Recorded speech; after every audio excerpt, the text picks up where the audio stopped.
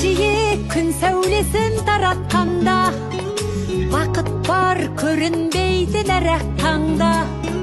Біз ұйықтап кеткен бүгінгі мына алғыс айтысында көктемнің алғашқы мерекесі сізге осындай пейіліңіз, осындай мінезіңіз, шашақтың күлкіңізбенен біздің ортамызда әрқашан жүре беріңіз. Деніңіз сау болсын, өміріңіз ұзақ болсын. Сізді бізге жіберген Алланың да рахмет. Шуниф апай, көктемнің алғашқы күні, алғыс айту күні құтты болсын. Сіздей сияқты математика пәні мұғалімі, бастауыш сынып мұғалімі естіген ақырында сіз сияқты мұғалімі педагогтың кездесуге мың алғыс.